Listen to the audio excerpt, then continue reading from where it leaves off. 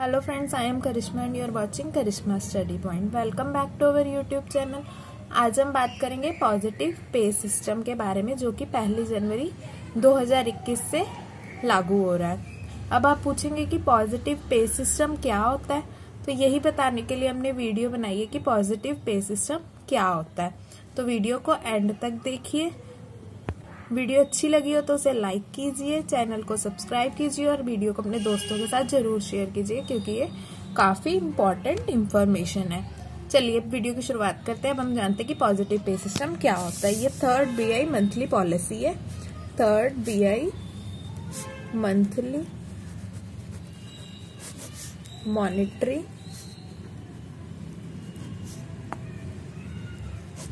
Policy है ये,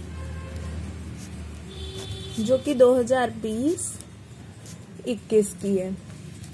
और पॉजिटिव पे सिस्टम को RBI introduce positive pay system for checks. जैसा कि हमें पता है कि पैसे एक दूसरे को ट्रांसफर करने के बहुत सारे तरीके होते हैं, UPI, गूगल पे। उसमें से एक सबसे इम्पोर्टेंट तरीका है किसी को चेक देना। आजकल हमें पता है कि काफी सारे फ्रॉड्स बढ़ते जा रहे हैं, इसलिए RBI ने अपने नया इनिशिएटिव लिया, नई गाइडलाइंस जारी की है जो कि 1 जनवरी 2021 से लागू होंगी। आइए समझते हैं वो गाइडलाइंस क्या है। सबसे पहले हमारे लिए कुछ समय पहले से यानी कि 2010 से चेक्स नई तरह से बनने लग गए थे, यहाँ के उनमें CTS नंबर हमें दिया जाने लग गया था। CTS नंबर 2010 यानी कि चेक ट्रंकन सिस्टम, जो कि हमारे 2000 के बाद के चेक्स में अवेलेबल हो गया था। अब हम समझते हैं हमारा चेक देने का क्या प्रोसीजर हमें फॉलो करना पड़ता है। अब तक हमें क्या प्रोसीजर फॉलो करना पड़ता है और उसके बाद अब क्या करना पड़ेगा, एक पिक्चर की हेल्प से ही समझते हैं। ये हूं मैं, यानी कि ड्रॉर। चेक को बनाने वाला हमेशा ड्रॉर कहलाता है। और ये है अदर पार्टी यानी पेई, इसको हम कहेंगे ये है आप। ये हमारा है चेक, 10,000 का चेक, ठीक है।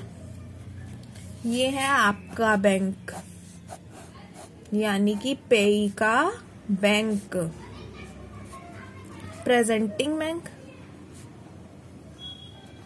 जिसके आगे हमें चेक प्रेजेंट करना है, यानी कि ये आपका बैंक है, आपका बैंक।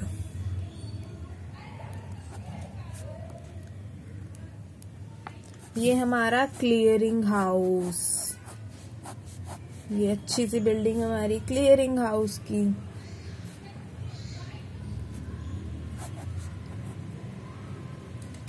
और ये है मेरा बैंक।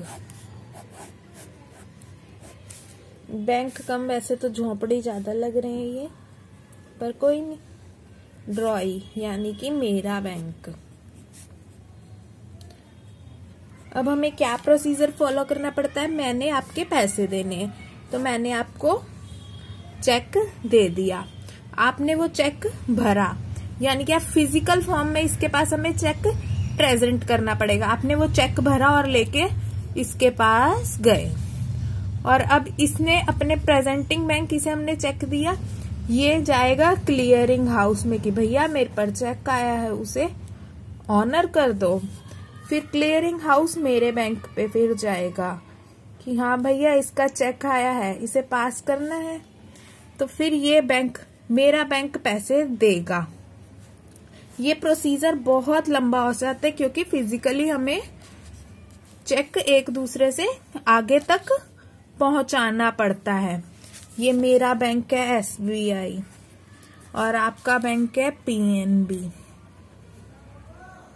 मैं रहती हूँ दिल्ली में और आप रहते हैं इलाहाबाद में, ठीक है। तो यहाँ से पहले आप यहाँ जाएंगे, फिर उसके बाद एक क्लियरिंग हाउस जो दोनों का होगा वहां चेक जाएगा, उसके बाद मेरे बैंक दिल्ली से वो पैसे ट्रांसफर होंगे।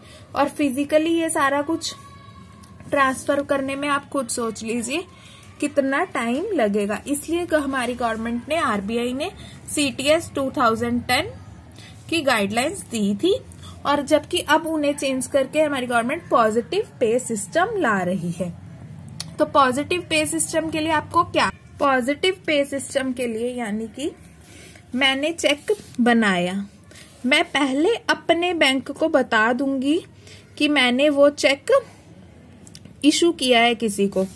मान लीजिए मैंने 10,000 का चेक बनाया और आपने धोखे से उसे 1 लाख का कर दिया, किसी भी तरह से उसे 1 लाख का कर दिया, ठीक है। और मैंने आपको चेक काट के दिया था, तो उसी टाइम मैंने अपने बैंक को ये बता दिया था कि मैंने 10,000 का चेक काटा है, ठीक है। और आपने अब उसे 1 लाख का कर लिया और आपने जाके अपने PNB बैंक में चेक को प्रेजेंट कर दिया, ठीक है। तो जब मैं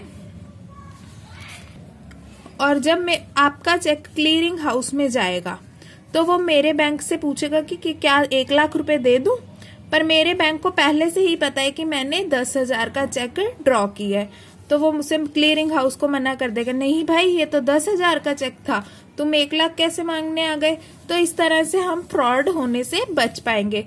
तो नए सिस्टम के तहत हमें कुछ चीजें हैं जो आरबीआई को अपने बैंक को बतानी पड़ेंगी कि हमने क्या किया। चेक बनाने 50,000 से ऊपर की वैल्यू पे ये सिस्टम लगेगा।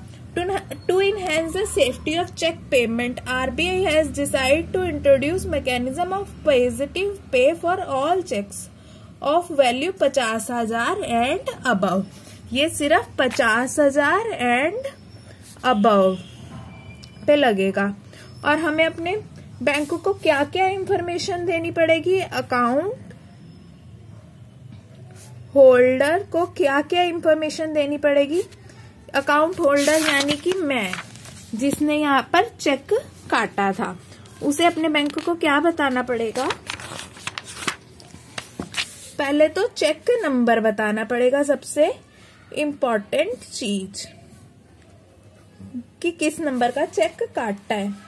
साथ में चेक की डेट बतानी पड़ेगी कि किस डेट पे हमने चेक दिया है। थर्ड, हमें पेई का नेम बताना पड़ेगा, यानी कि अदर पार्टी का नेम, कि हमने किसके नाम पे चेक काटा, ताकि किसी का चेक कोई और भी ना निकलवा सके। फोर्थ, हम अकाउंट नंबर बता देंगे, वो भी पेई का, यानी कि अदर पार्टी का कौन सा अकाउंट है। और साथ में हम अमाउंट भी बता देंगे, along with an image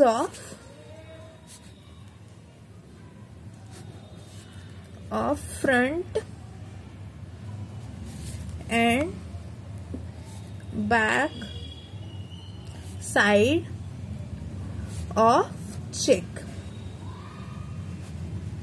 तो फ्रेंड्स आगे से ध्यान रखिएगा, जब भी 50,000 या उससे अबव का चेक काटे तो अपने बैंक में जाकर पहले अपने बैंक को इन्फॉर्म कर दीजिए कि हमने किसके नाम पे चेक काटा है, कौन सी डेट को चेक काटा है, किस नंबर का चेक है, किस अमाउंट का चेक है। और हमारे बैंक वाले हमसे उस चेक की इमेज बैक साइड की और फ्रंट साइड की भी लेंगे, उसके बाद ही चेक ऑनर हो पाएगा। और ये सिस्टम 1 जनवरी 2021 से लागू हो रहा है।